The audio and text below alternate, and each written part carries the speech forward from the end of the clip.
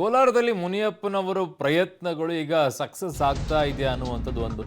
So Kolar ಕಾಂಗ್ರೆಸ್ನಲ್ಲಿ ಈಗ ticket ಬಿಕ್ಕಟ್ಟು ನಡೀತಾ ಇದೆ. ಮುನಿಯಪ್ಪ ಕುಟುಂಬಕ್ಕೆ ಟಿಕೆಟ್ ನೀಡದಂತೆ ವಿರೋಧ ವ್ಯಕ್ತವಾಗ್ತಾ ಇದೆ. ಆ ಕಡೆಗೆ ಅವರು ಯಶಸ್ವಿ ಆಗ್ತಾ ಇದ್ದಾರೆ ಹಳೇನಿ ಟಿಕೆಟ್ ಕೊಡಿಸೋದ್ರಲ್ಲಿ.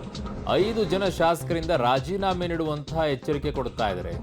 ಕೊತ್ತೂರು ಮಂಜುನಾಥ್, KY ನಂಜೇಗೌಡ, ಸಚಿವ MC ಸುಧಾಕರ್, ಪರಿಷತ್ ಸದಸ್ಯ ಅನಿಲ್ ಕುಮಾರ್, ನಜೀರ್ ಅಹಮದ್ ರಾಜೀನಾಮೆ ಕೊಡುವ ಎಚ್ಚರಿಕೆ ಕೊಟ್ಟಿದ್ದಾರೆ. ಸೊ ಇಂದು ಮಧ್ಯಾಹ್ನ ಸ್ಪೀಕರ್ ಕಚೇರಿಗೆ ತೆರಳಿ ರಾಜೀನಾಮೆ ಸಲ್ಲಿಸಲು ನಿರ್ಧಾರವನ್ನ ಮಾಡಿದ್ದಾರಂತೆ. ಸೊ ಕೋಲಾರ ಕಾಂಗ್ರೆಸ್ನಲ್ಲಿ ಟಿಕೆಟ್ ಬಿಕ್ಕಟ್ಟು ಈಗ ಬಹು ದೊಡ್ಡದಿದೆ. ಮುನಿಯಪ್ಪನವರ ಕುಟುಂಬಕ್ಕೇನೆ ಟಿಕೆಟ್ ಏನಾದರೂ ನೀಡಿದ್ರೆ 5 ಜನ ಶಾಸಕರು ರಾಜೀನಾಮೆಯನ್ನ ನೀಡುವಂತ ಎಚ್ಚರಿಕೆಯನ್ನ ಕೊಟ್ಟಿದ್ದಾರೆ.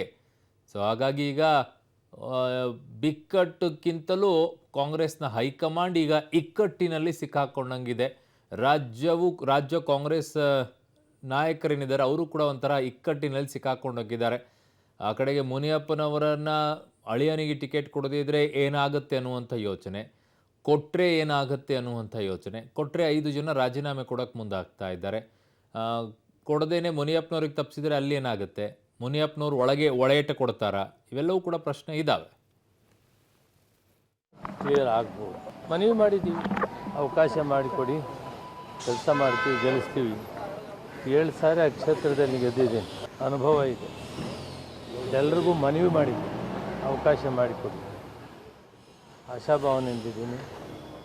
ಮತ್ತು ಅಧ್ಯಕ್ಷರಿಗೂ ಕೂಡ ಹೇಳಿದ್ದೀನಿ, ಮುಖ್ಯಮಂತ್ರಿಗಳು ಹೇಳಿದ್ದೀನಿ, ಉಪಮುಖ್ಯಮಂತ್ರಿಗಳು ಮತ್ತು ಪ್ರದೇಶ ಕಾಂಗ್ರೆಸ್ ಸಮಿತಿ ಅಧ್ಯಕ್ಷರಿಗೂ ಹೇಳಿದ್ದೇನೆ.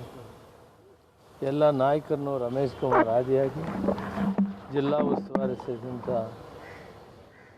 ಭಾರತಿ ಸುರೇಶ್ ಅವರು, ಚಿಕ್ಕಬಳ್ಳಾಪುರ ಜಿಲ್ಲಾ ಉಸ್ತುವಾರಿ ಸೇರಿದಂಥ ಡಾಕ್ಟರ್ ಸುಧಾಕರ್ ಅವರು, ಕೊತ್ತೂರು ಮಂಜು ಅವರು, ಅನಿಲ್ ಕುಮಾರ್ ಅವರು, ನಂಜೇಗೌಡರು ಮತ್ತು ಎಲ್ಲ ಅಲ್ಲಿನ ಸೊ ಎಲ್ಲರಿಗೂ ಹೋಗಿ ಹೇಳಿ ಬಂದಿದ್ದೀನಿ ಅನ್ನುವಂಥದ್ದನ್ನು ಮುನಿಯಪ್ಪನವ್ರು ಕೇಳ್ಕೊಳ್ತಾ ಇದ್ದಾರೆ ಅವರಿಗೆಲ್ಲ. ಬಟ್ ಅವರೇ ಈಗ ರಾಜೀನಾಮೆ ಕೊಡೋಕೆ ಮುಂದಾಗಿದ್ದಾರೆ ಅನ್ನುವಂಥ ಮಾಹಿತಿ ಈಗ ಬಹುದೊಡ್ಡದಾಗಿ ಬರ್ತಾ ಇದೆ ಕಾಂಗ್ರೆಸ್ ವಲಯದಿಂದ. ಆ ಕಡೆಗೆ ಮುನಿಯಪ್ಪನವ್ರು ಹೋದಾಗ ಆಯಿತು ಅಂತ ಹೇಳ್ತಾರೆ, ಈ ಕಡೆಗೆ ಮುನಿಯಪ್ಪನವ್ರು ಹೋದ ನಂತರ ಇಲ್ಲ ಅವ್ರಿಗೆ ಕೊಟ್ಟರೆ ನಾವು ರಾಜೀನಾಮೆ ಕೊಡ್ತೀವಿ ಅನ್ನುವಂಥ ಎಚ್ಚರಿಕೆ ಕೊಡ್ತಾ ಇದ್ದಾರೆ.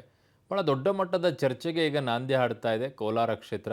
ಅದು JDSನಲ್ಲೂ ಹಾಗೆ ಕಾಣಿಸ್ತಾ ಇದೆ, ಈಗ ಕಾಂಗ್ರೆಸ್ನಲ್ಲೂ ಕೂಡ ಹಾಗೆ ಕಾಣಿಸ್ತಾ ಇದೆ. ಇನ್ನೊಂದು ರೀತಿಯಾದಂಥ ಫೈಟಿಗೆ ನಾಂದಿ ಹಾಡುತ್ತಾ ಅಥವಾ ಅಭ್ಯರ್ಥಿಗಳು ಯಾರು ಅನ್ನೋದ್ರ ಮೇಲೆ ನಿರ್ಧಾರ ಆಗುತ್ತೆ. ಅದು ಸದ್ಯಕ್ಕಂತೂ ಮುನಿಯಪ್ಪನವರ ಪ್ರಯತ್ನ ಜೋರಾಗಿದೆ.